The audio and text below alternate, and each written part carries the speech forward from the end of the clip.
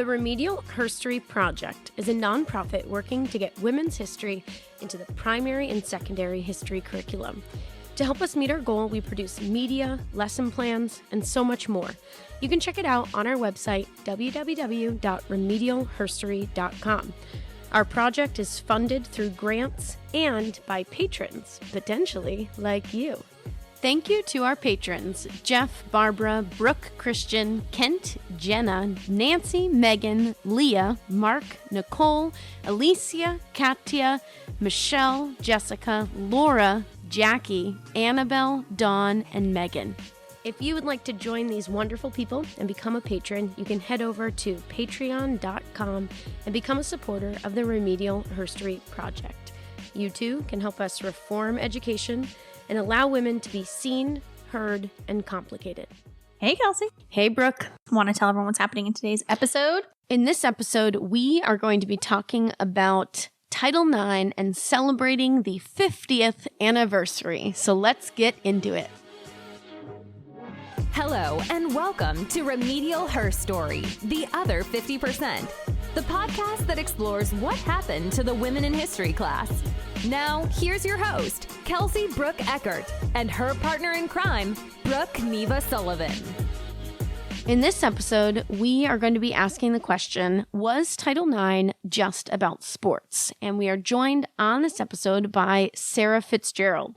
Fitzgerald is a former Washington Post editor who loves to write and has a deep passion for history and has written a bunch of different books about amazing women in history. So I hope you check them out. There's a link to her work on Amazon in our show notes. So that's really interesting.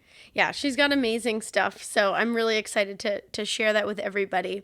Brooke, today we're going to be talking about Title IX, and it's the 50th anniversary of Title IX this year. Wow. Isn't that amazing? I guess I didn't really realize I don't know why, like, time is getting weird for us in our age right now. I don't think 2004 is that far away, but it's real far away. Yeah, it feels forever. So, but that's not surprising, I guess, because like when I think of Title IX, I don't know what like images pop into your mind, but for me, it's like some pretty killer female athletes that really populate my mind, but I don't know if that's the same for you. Yeah. Well, so before, I think that is really important because our question today, is this just about sports? I think it's important. And, you were talking about athletes. Title IX is not just about sports necessarily, but I think it gets that reputation because in its early years, those were sort of the big battles that were being fought over Title IX. So let's clarify what we're talking about. Title IX is part of the Civil Rights Act. It is an amendment to the Act of 1964. This amendment was made in 1972. And it prohibits sex-based discrimination in any school or other education program that receives funding from the federal government. And I have a very weird family story where my mom actually was going to college in the years after Title IX was passed, but she went to a private college that didn't receive federal funds. Yep. So they didn't have to follow those rules. And the trickle down sort of like social effect of, okay, we're funding, equal programs for women and things like that just didn't happen for her. And she was a 3-sport athlete in college and got to her senior year and they told her she wouldn't graduate because she didn't have enough PE credits.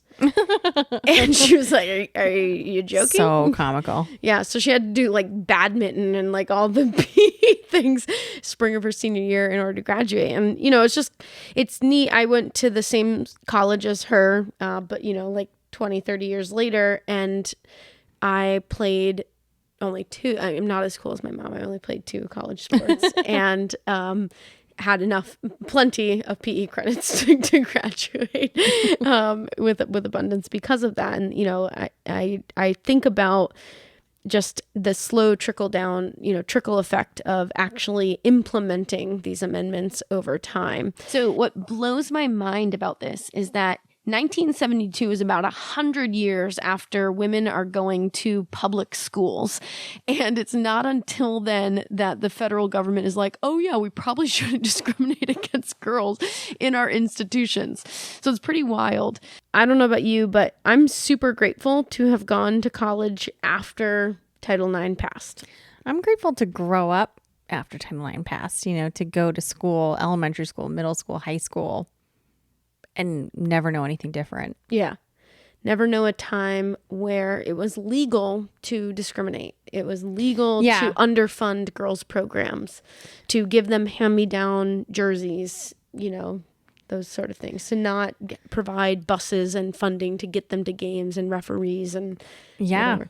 I mean, and there's a lot of scenarios, and I'm sure you have some memories of, moments where women weren't necessarily treated equally, but I think of some recent times in the NCAA, March Madness tournament where the girls' locker room was like mediocre for women's basketball in comparison to men's basketball, where they had like tons of weightlifting equipment, saunas, and it was like, some of the women's basketball players started taking videos and just sharing it, and they're like, hello. Yeah.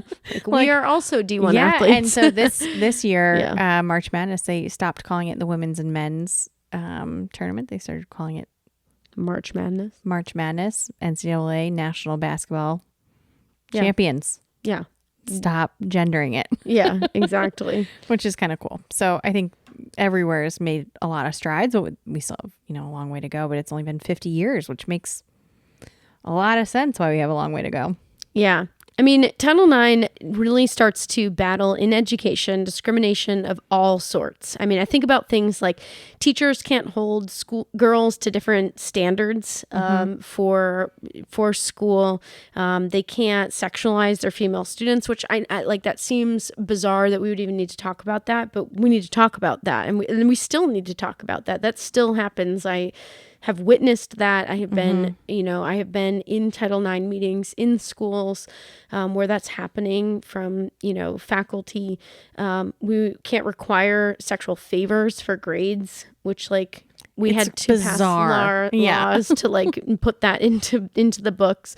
It protects students on student interactions. I dealt with a lot of those in my time as a public high school teacher because adults are easier to manage their behavior, but you can't control teenager. It's harder to control teenage behavior, but it does impact the learning environment for students. If the person 100%. sitting next to you is sexually harassing you, that's a difficult learning environment to be in.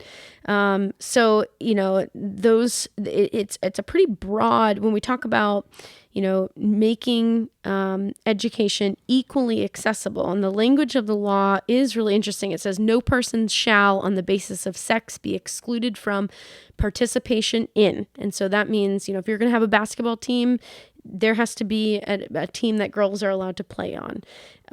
They cannot be denied the benefits of or be subjected to. And I think the benefits of sports and education programs are all the education opportunities, all the leadership opportunities, all of the I think character development. Yeah, one example that we ran into in my high school is that, they were not necessarily forcing, but they really suggested that all the girls take home economics. Mm-hmm. Well, at the same time, they let all the boys take CAD courses. Yeah, or shop. And there was no other times that you could take one or the other. And so it just became like, well, why do I have to take home economics when, XYZ male does not, and I want to take CAD? And they're like, well, most of the girls are in that class. Wouldn't you be more comfortable? No. Yeah, and why are you, guidance counselor, pushing gender? Why are you gender norming? And so it was like, no, I'll take CAD. Thank you. Yeah. I'll see you over there. Yeah. So, and the last part is discrimination under any education program. The neat thing about this is it says no person on the basis of sex. And so that can include, the LGBTQ plus community. It can include, not just gender, but sexuality, right? Mm-hmm. So I think it should. I think, when you think about discrimination within the learning environment, those who are out and, in their communities, are are preyed upon a lot of times, especially in school communities. So Yeah. Well, and I think right now we're in a different generation of school sports and access where a lot of the conversation is about trans students Right, yeah. accessing sports. But, in the early years of Title IX, it was about women accessing those Right. things. And we're just seeing another generation fighting that battle for equal access. In 1979, Catherine McKinnon published a groundbreaking book that argued that sexual harassment was sex discrimination. And keep in mind, this is over a decade before Anita Hill and other, kind of like huge high profile cases of Right. sexual harassment are in the cultural conversation. And she's publishing this book basically saying sexual harassment impacts a person's experience of the workplace, of their school, of their sports team, of their, insert whatever they're doing here. yeah, And it's a problem. And so this is a huge shift in the types of legal suits that are brought in Title IX. Prior to that, it had been things like school programs, school sports, and things like that, which is why Title IX is so strongly associated with sports, right? People think Title IX, they think sports. And, I was watching the NCAA tournament this weekend, and they had a Title IX ad for the 50th anniversary running, so it is associated with that. Yeah, I think about Billie Jean King, when she makes the competition against the male tennis Battle of the world. Sexes. Exactly. So like that's when I feel like Title IX really got on a lot of people's radars, even though it was around for a little longer. Right. And I mean, in her case, she's trying to battle for that at the professional level, similar to the way that, the modern women's soccer team is trying to do that. Right. Exactly. There's no federal law that's going to protect them. There's no education funding that's coming their way.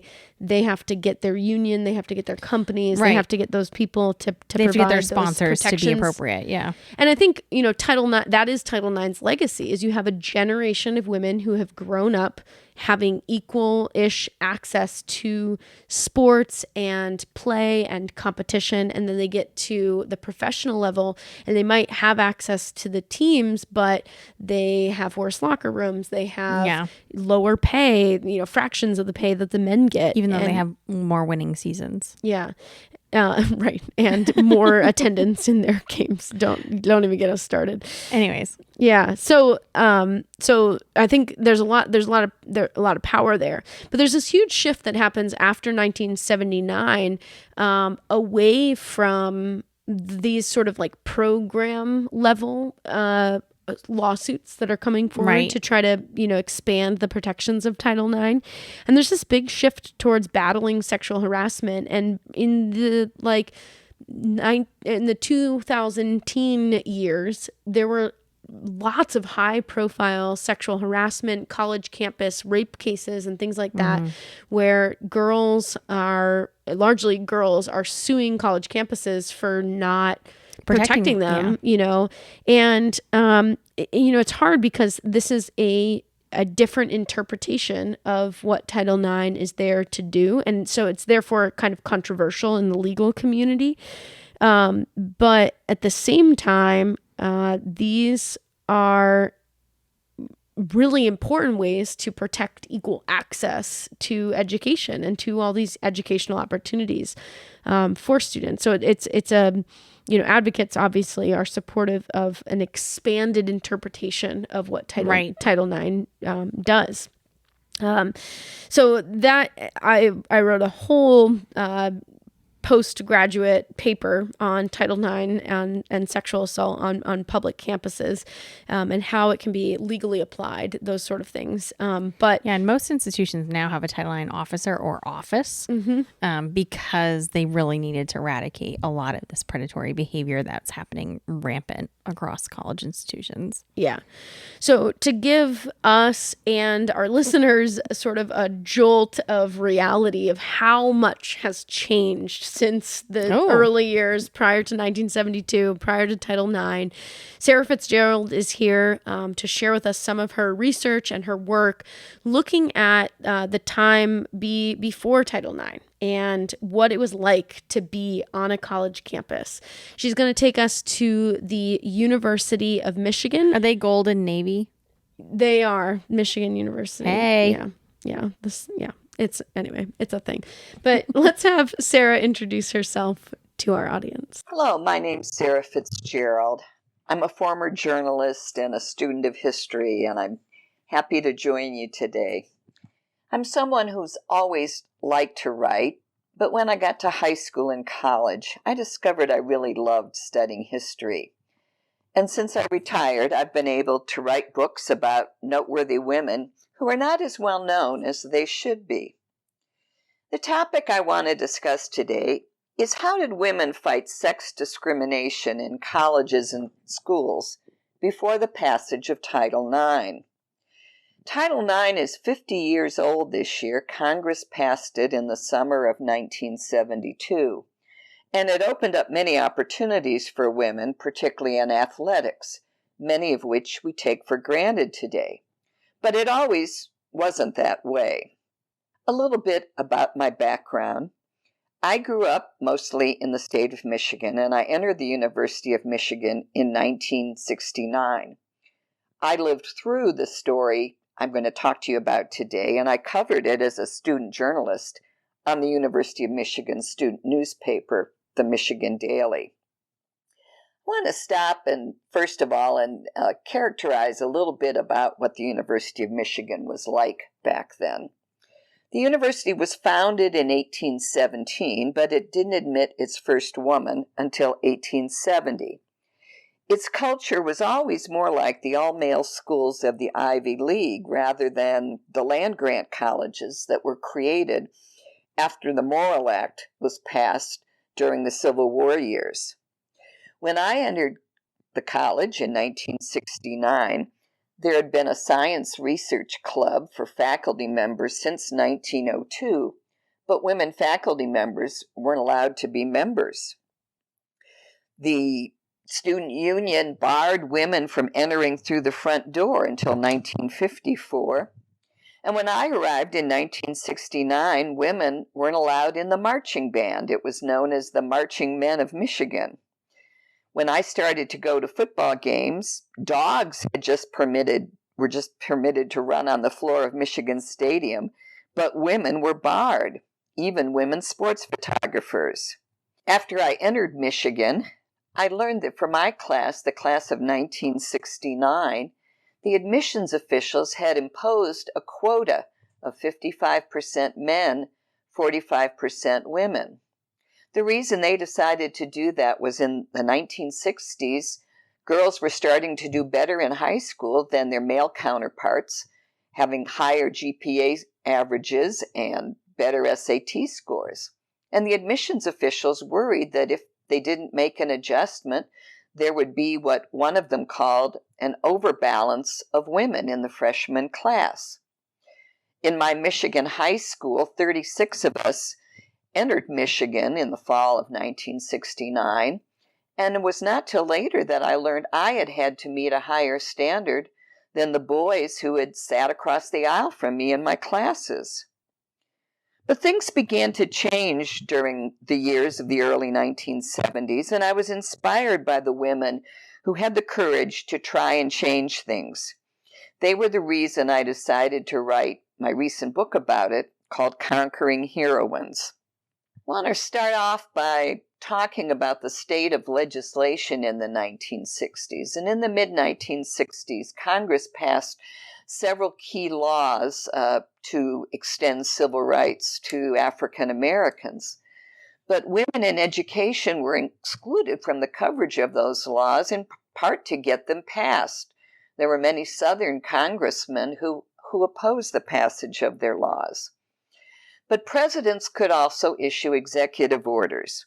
And in September 1965, President Johnson issued an executive order that barred racial discrimination by federal contractors.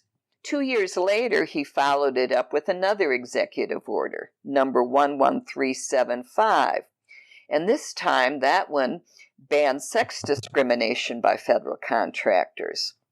But most news stories at the time focused on the fact that that executive order barred sex discrimination against federal employees. And a lot of women didn't notice the impact it was going to soon have on their colleges. My story starts with a woman named Bernice Sandler, who had just gotten a PhD in psychology from the University of Maryland. And she applied for several openings her department had advertised that year for new professors in her department.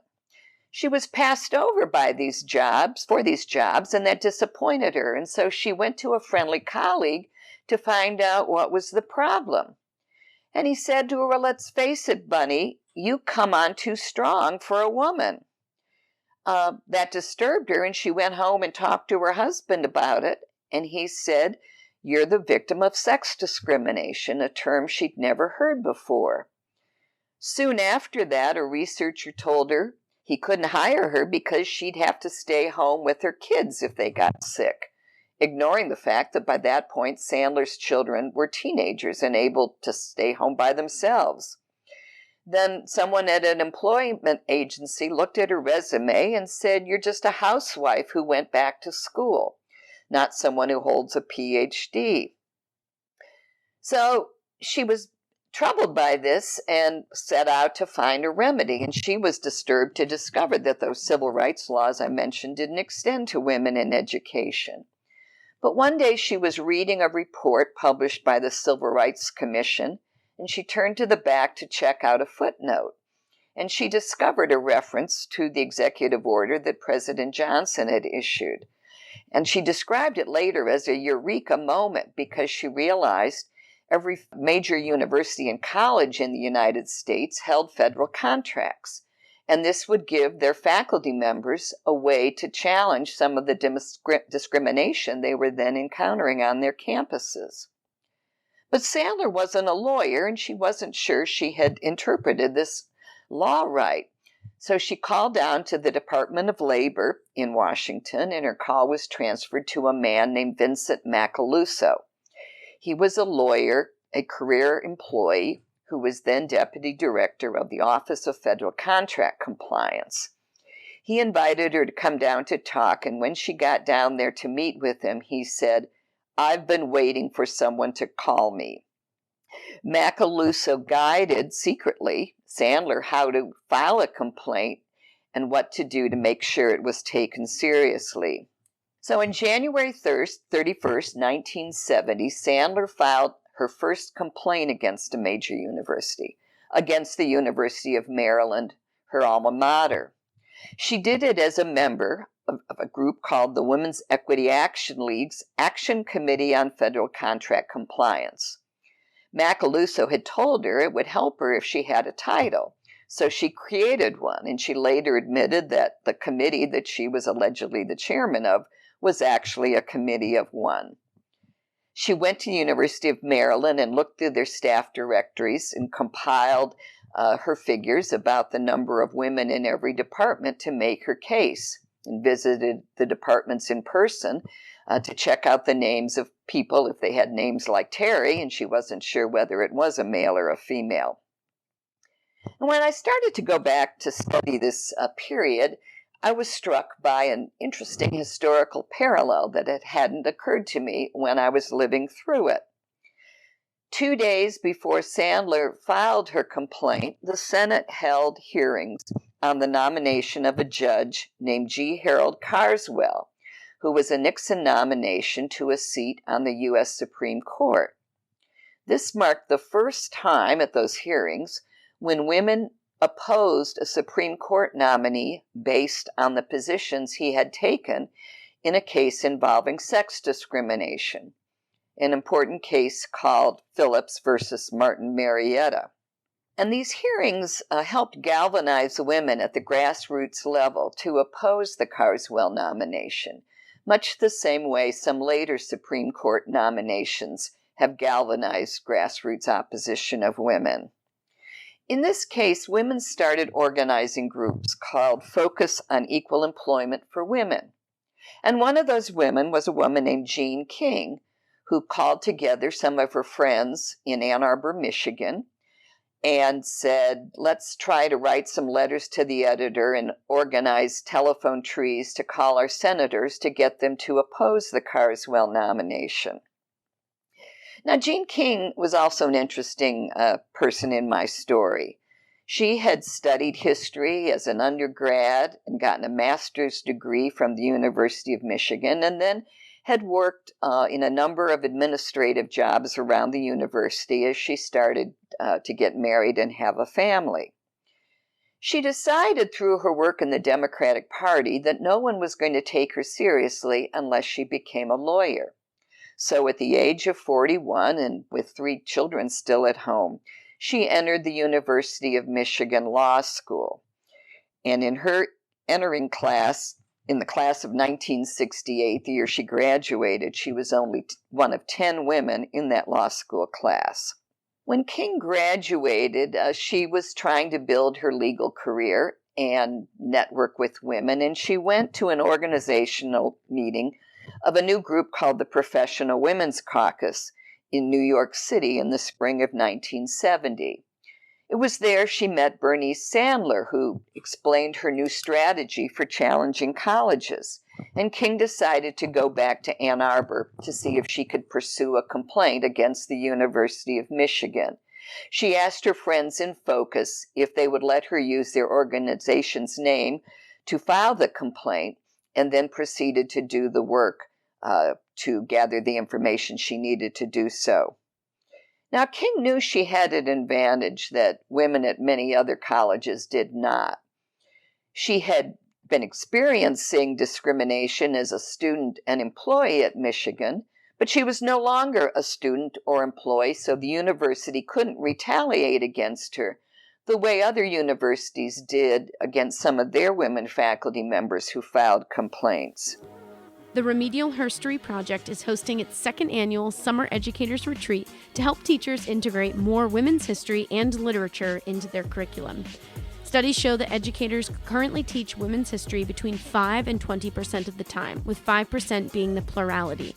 Our retreat will feature speakers from around the world and be available online and in person, and provide educators with dozens of packaged lesson plans, videos, and other tools and resources to get women into every unit of their curriculum. The best part is that in-person attendees will get to network and relax with peers who are passionate about working to incorporate the diverse history of half the population, all but left out of the history classroom. The retreat will take place at New Hampshire's Common Man Inn and Spa at the heart of the White Mountains of New Hampshire, the best place to be in August. The retreat will take place between August 8th and 10th. Interested people can learn more on our website at www.remedialherstory.com/summer-educators-retreat. As I mentioned before, she was active in Democratic politics, and so she was a good political strategist and was savvy about getting media coverage for her work. And she enlisted some other people who were important to her cause. One was a woman named Mary Yord, who she had known through her law school connections, and Yord was a Republican feminist who served on the Michigan Women's Commission and would be helpful in reaching out to Republican members of Congress.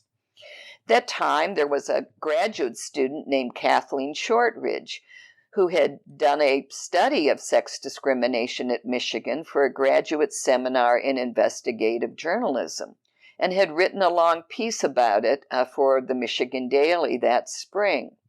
It was Shortridge's interviews that turned up the existence of those quotas for my freshman class that I described to you earlier. And finally, she had the help of a tenured psychology professor named Elizabeth Duvan, who had the experience in crunching statistics to help her analyze the percentages of women on the faculty at Michigan. What they found at the time was that only 6.6% of the professors were women, and if you excluded the School of Nursing, the number dropped to 5.3%. A student like me could go through Michigan for 4 years and never have a woman professor. They gathered up their information, and in May 1970, they filed a complaint, sending it to the Secretary of Labor, who was then George Shultz. They also put out a press release and sent copies to newspapers. And one of the things they did was to send it to the newspapers first, and reporters would call up the university and ask for comment, which would often flummox the university administrators, and they would sometimes be caught off guard and be quoted as saying things that they shouldn't have been caught saying. Around that time, the Labor Department decided to send the complaint over to the federal department that was then known as the Department of Health, Education, and Welfare, before a separate education department was created a few years later.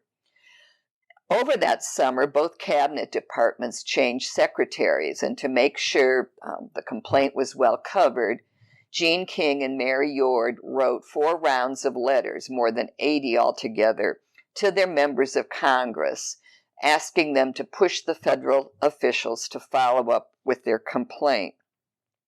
At the same time, Bernice Sandler was also working with women all over the country, and by that summer, she had generated dozens of complaints against other universities, around 100 by the time that summer. Over that summer, Congresswoman Edith Green, who'd been instrumental in getting the civil rights laws passed, worked with Sandler to hold hearings on sex discrimination at universities. And the hearings ended up generating 1,200 pages of transcripts, which were very illuminating about the problem. Sandler and Green worked together to prepare transcripts of the hearings and distributed more than 6,000 copies around the country.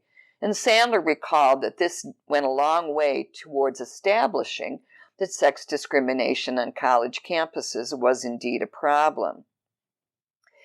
In August, under pressure from the Michigan members of Congress, HEW did in fact send 2 teams of investigators to investigate the situation at Michigan. And by early October, they presented their findings to university administrators, telling them that they had concluded they were discriminating against women in hiring, promotions, and pay. They also knew that the university's anti-nepotism rules, the kind of rules that protect people from hiring their family members, tended to actually work against women because departments were refusing to hire 2 spouses when a husband and wife had degrees in the same discipline. And they often found that the women had better credentials but were not being hired. What they found also was that the higher you got up the academic ranks, the fewer women were being hired. For instance, women were starting to come out of master's programs in greater numbers, but a smaller number were getting promoted into the PhD programs and so forth. They also found that there were problems in the non-academic jobs at the university where women were relegated to the lowest paying jobs and were often expected to do the work of their professional bosses without getting adequately compensated. In many cases, the university regarded these women as simply the wives of young graduate students and faculty members who would soon be moving on to a new campus to get a job or tenure and wouldn't be around the university for very long.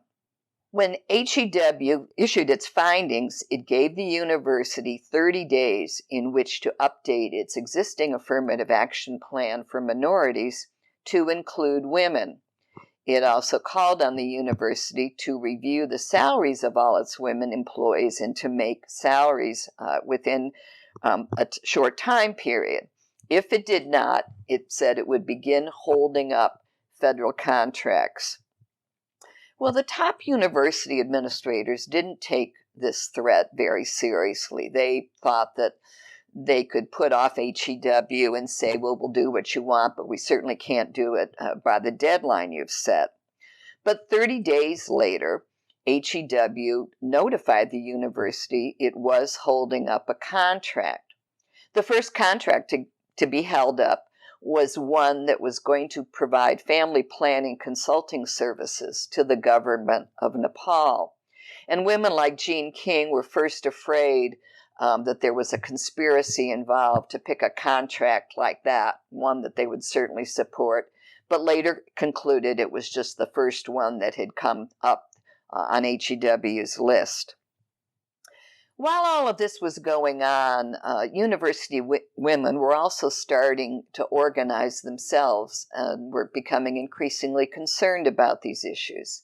They formed a grassroots group called Probe, and Probe did several creative things around that time to help bring women together, find out what their concerns were, and to try to organize to begin to address them. One thing they decided to do, which was something Jean King suggested, was to communicate with women. They put their flyers on the inside doors of the bathroom stalls of women's bathrooms, low enough so the women could read them while they were seated on the toilet. If they did this, Jean King explained, rather than putting their notice on a bulletin board, the nearly all-male university administrators would not be able to take them down. Another thing they did a little bit later on was they sat outside the office of University President Robert Fleming for a week to chronicle how few women Fleming actually had meetings with over the course of the week, and to point out that the few women who did get an audience with him were often just there as a member of groups. They later presented their findings to Fleming, and he was quite receptive to it, and I think made him look at the situation with new perspectives. Many of these women were also very talented with IT skills, and it was at a time when the university's personnel systems were really very archaic, and these women volunteered to let us take the computer tapes and try to produce the data that you seem to be unable to produce, which would help you analyze exactly how many women you have hired and what their relative salaries are. As 1970 was coming to an end, the university realized that in the new calendar year, many more of its contracts would be jeopardized as they came up for renewal. And so on December 31st, Michigan finally worked out an agreement with HEW to set goals and timetables for the hiring and promotion of women. But it still wasn't willing to concede that HEW could dictate about how many graduate students it had to admit, because they viewed that as a cause for an admissions concern rather than an employment concern. They didn't believe that even though graduate students might work as teaching assistants or research assistants, they were still inherently students rather than employees. Well, one question people have asked is, why did HEW focus its efforts on Michigan? And the answer seems to be that it was a very large, well-respected public university, and also had one of the largest volumes of federal contracts at the time. There was a sense that if HEW could develop a framework for the University of Michigan, many other universities would fall into line following the example Michigan had set. And on the other side, Michigan administrators actually wanted to be the ones to work out an agreement with HEW because they didn't want another college to agree to precedents that they weren't willing to follow. Well, Title IX, as I mentioned, passed Congress in June of 1972. And Michigan and HEW were still continuing to argue over whether Michigan was complying with the program it had set out with HEW. That started the ball rolling, and certainly increased the sensitivity to the issue on the Michigan campus. But change didn't happen overnight. It was not actually until the late 1970s that HEW got around to finally releasing the final regulations for Title IX, because they were still the subject of great controversy. And at Michigan, it took another 15 years for the first woman vice president to be hired, and more than a quarter century for Michigan to hire its first woman president, Mary Sue Coleman. Michigan actually became a supporter of affirmative action in college admissions and fought those cases to the Supreme Court, later on in the 20th century. That's why some people are surprised to learn about this particular time. Women now earn a majority of degrees at all levels of college, and in 2017, they surpassed men in the numbers attending law school and medical school. It's now a very different world than the one in which Ruth Bader Ginsburg, Jane King, and Bernice Sandler helped to conquer. I was happy to reconnect with Jean King about 10 years ago. As I mentioned before, she was a student of history. And one of the things she wrote when she was encouraging people to compile the history I've described is, unless we record our history, it will be lost. Jean and Bernice Sandler worked hard to preserve their history, and it's one reason why it's important to me to now try and share it with you. Sara, thank you so much for sharing this history with me. I had no idea, and I have a long family history in Michigan. My grandfather went to Michigan State, which I hope you won't hold against me. Not at all. And I am just fascinated with the way, so many people think of Title IX as this sports-related legislation, and obviously it had impacts there. But I really loved your emphasis on the professors and this equal access to ed and seeing yourself in your professors. You can't really be what you don't see. And I think it's so powerful that at least at Michigan is where the fight really originated from. Yes, and certainly I was inspired by the women professors I had then, many of whom were pioneers in their field. And I will also say, did not always share all of the challenges they were facing. It was interesting to go back and talk to them now that they're in their 80s, or to read oral histories and to learn about their struggles. And as good role models, they were not always complaining or sharing those stories. And it was one reason that motivated me to write a book about their experiences. That's really powerful. I've noticed that there are interesting generational differences with women and how we talk about oppression. And Brooke and I have talked on the podcast about maternity leave and how we're big advocates of it being, available to men, women, everybody, everyone have it. But some people generations older than us are like, what are you talking about? Like, you need to prove that you don't need that stuff. And, and so I think those gaps are definitely there. And it's interesting they didn't share those struggles with you to make, almost in a weird way to prepare you for the world in academia that you're going into. I think they didn't want to scare us. They wanted very much to encourage us. And I appreciate that was the approach they took. One of the reasons the whole field of women's studies grew at that time was that these same women had been told by male professors that questions about women are not worthy of academic study. And I know in talking to my own senior thesis advisor, Kitty Sklar, that she felt, if I'm going to spend the time working on a PhD, I want to study something I can get excited about and put that effort in. And so she did her dissertation on Catherine Beecher. She sold it as a major book, won a major historical prize. But again, they were told this is not worthy of study. My journalism professor, Marian Martzoff, she was the only woman in the journalism department at the time. She decided that, journalism historians had not covered people like Nellie Bly and others who had very significant careers. And so she decided this was something she wanted to study. And she wrote a well-reviewed book called Up from the Footnote to bring them up out of those footnotes. I wish that you were the first person who told me that academic advisors were the people routing out. But, this seems to be a common problem when women say, hey, there's this really interesting woman in the past that I want to research. And it's like, oh, no, we've had people say they're just wives and mothers, or, there's not much to find on them because, whatever, get in the archives, people. That's what history is.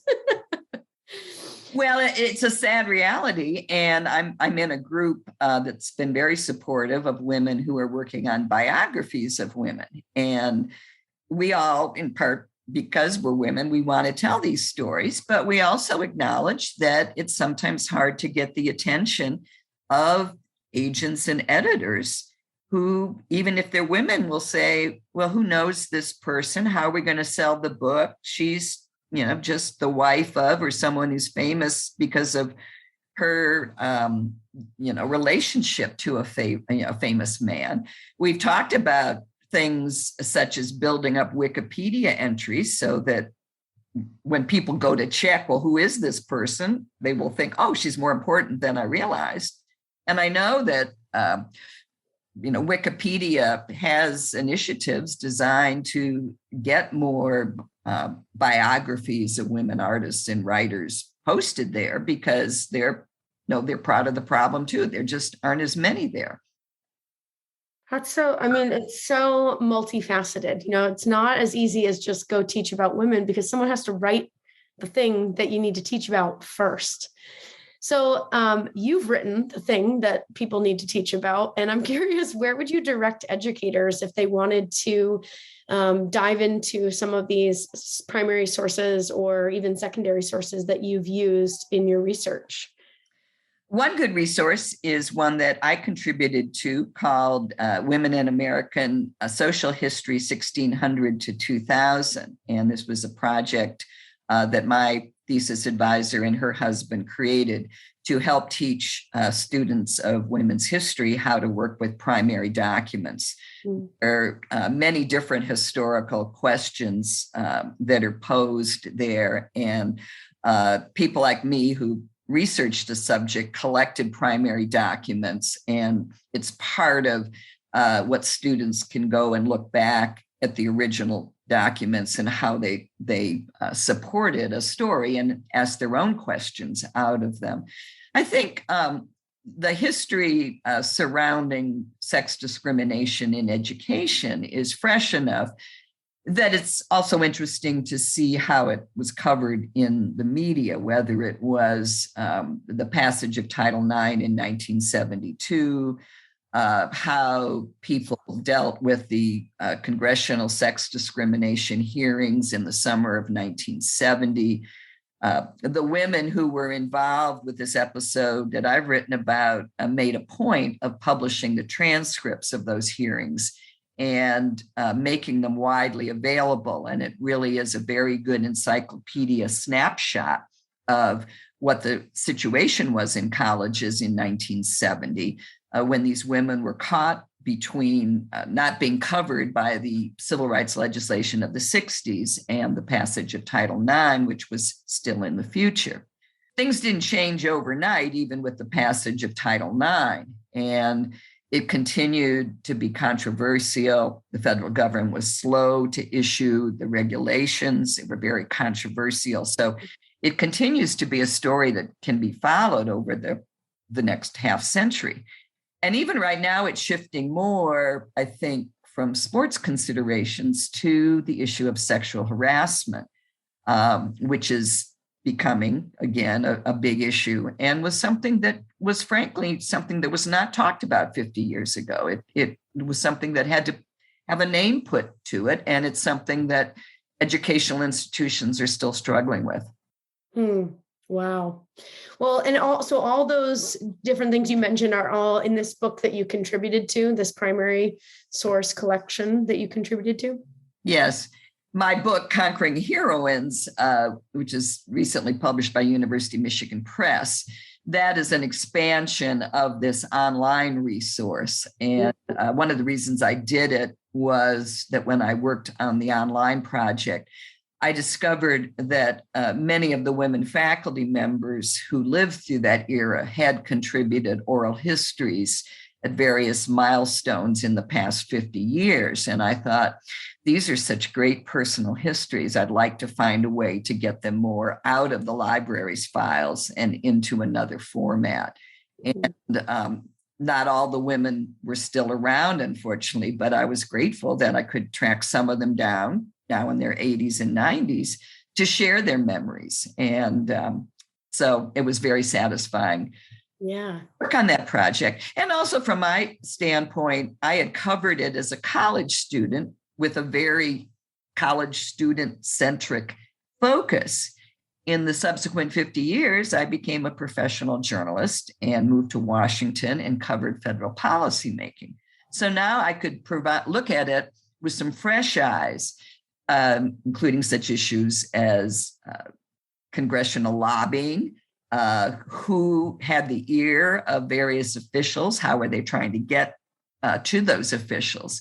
And so to me, at least, it made it a much richer story than with my focus when I'd been in college.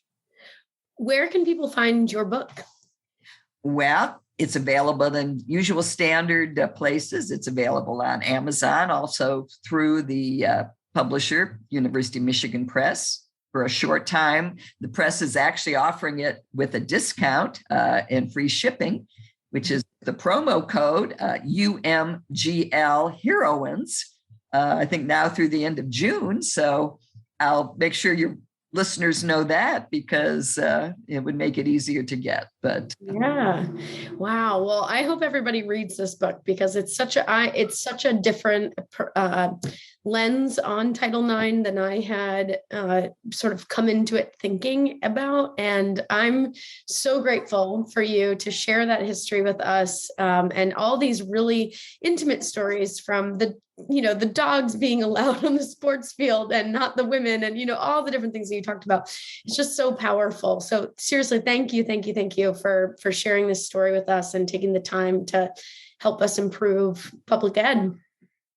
Well, thank you, Kelsie, for giving me this opportunity. And I think, when your partners are doing noble work to try to support teachers of women's history. And I know that the women I wrote about, one of them, Jean King, was a history major at Michigan. And it was very important for those women to leave behind their stories so that people like you and I could tell it to the next generation. Well, let's do it. Thanks so much for listening to Remedial Herstory, the other 50%. Please subscribe, rate, and review wherever you listen to your podcasts to bring more voices to the conversation. We really appreciate that effort. Until next time.